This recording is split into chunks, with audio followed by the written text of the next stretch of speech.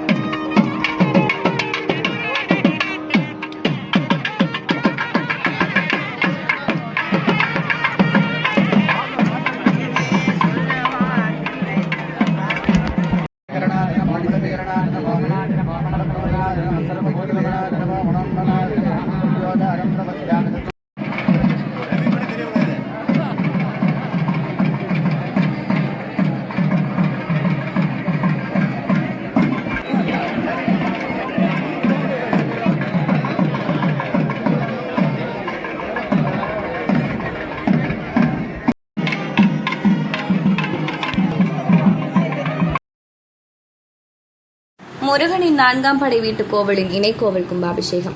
பிரசித்தி பெற்ற கபர்தீஸ்வர சுவாமி திருக்கோவில் மகா கும்பாபிஷேகம். ஏராளமான பக்தர்கள் பங்கேற்று சுவாமி தரிசனம். கும்பகோணம் அருகே திருவலஞ்சொழியில் பிரசித்தி பெற்ற வெள்ளை விநாயகர் திருக்கோவில் என போற்றப்படும் ஸ்ரீ கபர்தீஸ்வர சுவாமி திருக்கோவில் மாமன்னன் ராஜராஜ சோழன் காலத்தில் கட்டப்பட்ட கோவிலாகும். அதனைத் தொடர்ந்து வந்த சோழ மன்னர்களும் இந்த கோவிலை புனரமைத்து வழிபட்டு வந்துள்ளனர். பல லட்சம் ரூபாய் மதிப்பில் கடந்த சில ஆண்டுகளாக திருப்பணிகள் நிறைவு பெற்ற இந்த திருக்கோவிலில் மகா கும்பாபிஷேக விழாவை ஒட்டி கடந்த திங்கட்கிழமை காலை விக்னேஸ்வர பூஜையுடன் 6 கால யாக பூஜைகள் தொடங்கியது.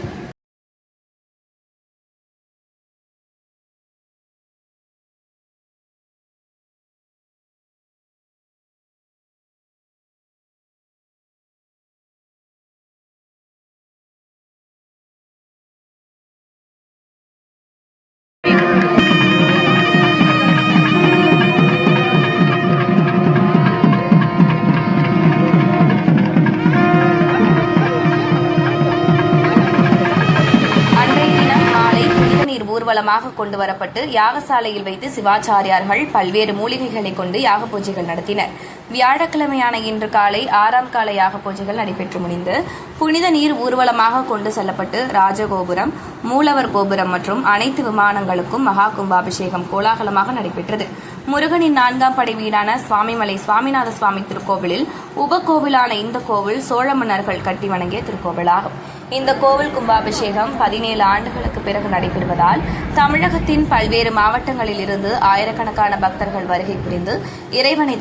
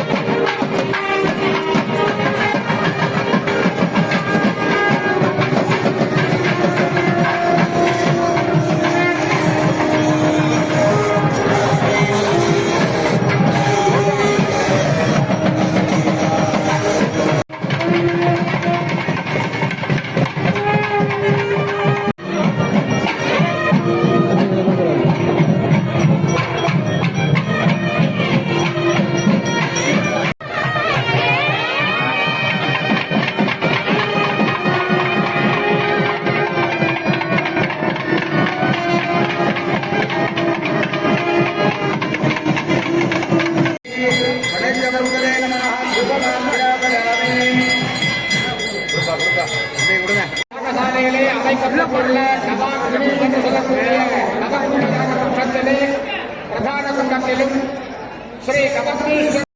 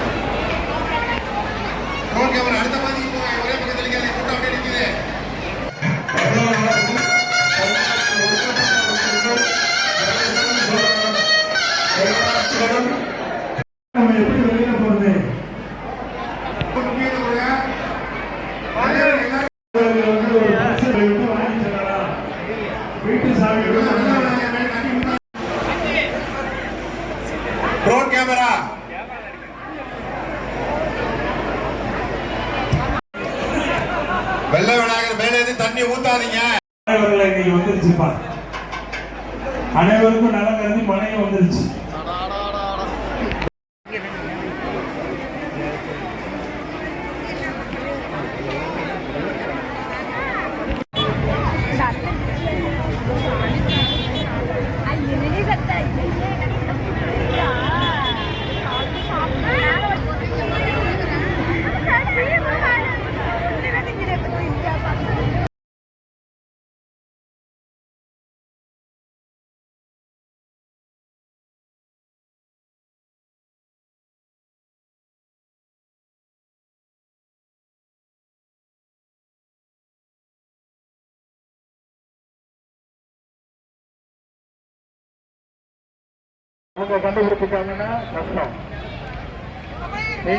இந்த திருக்கோவிலின் சிறப்புகளை பற்றி திருப்பணி செம்மல் திரு கோவை வசந்தகுமார், குடந்தை சிவகுமார் ஆகியோர் தெரிவித்த கருத்துக்கள். கோயில் அப்படிங்கிற முறையில தான் அறநிலையத்துறை ரொம்ப அற்புதமா திருப்பணி பண்ணிருக்கிறாங்க. அதனால சோழர் காலத்துக்கு கோயில் இது, சோழர் காலத்துக்கு முன்னாலேயே இது வந்துருச்சு.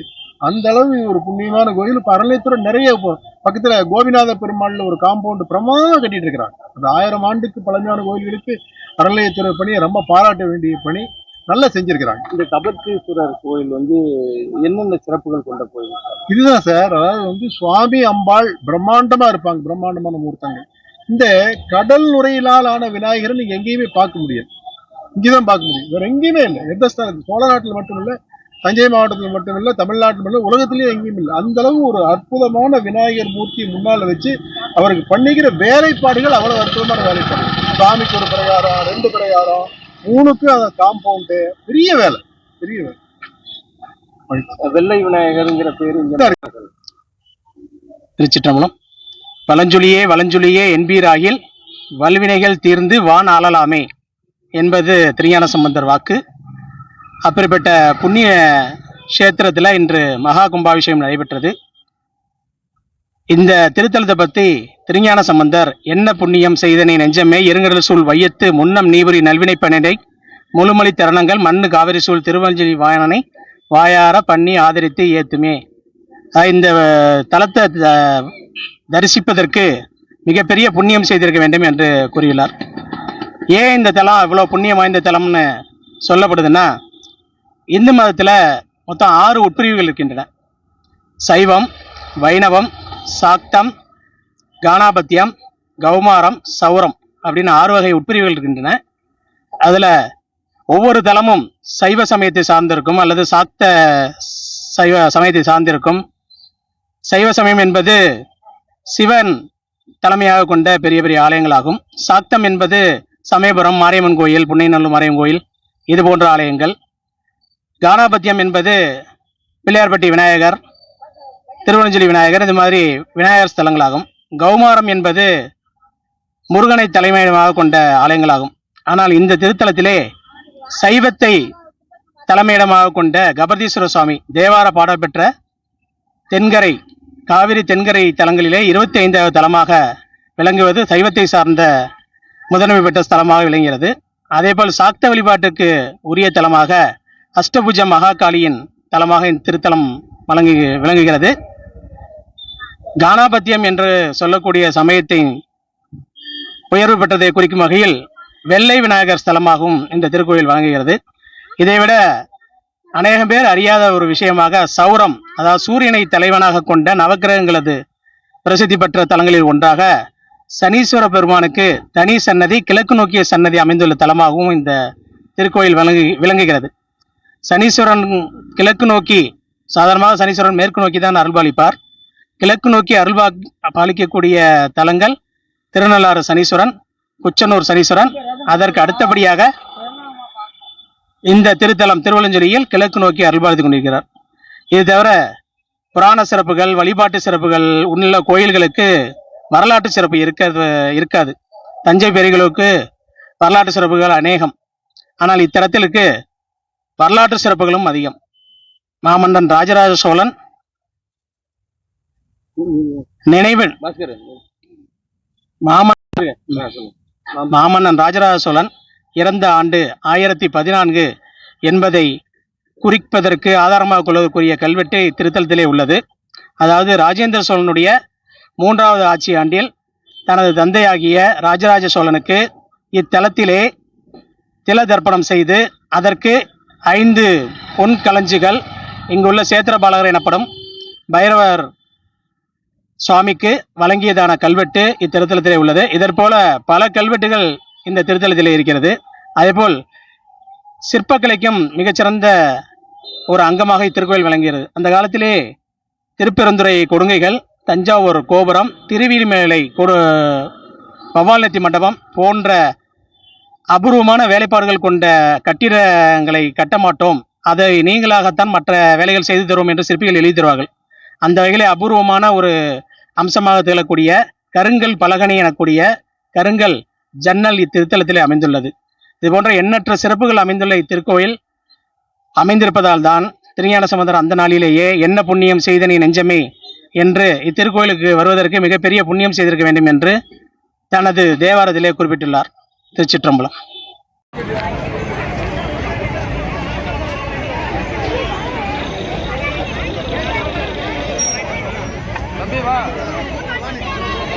உள்ள போடா, உள்ள போய் பரிமாற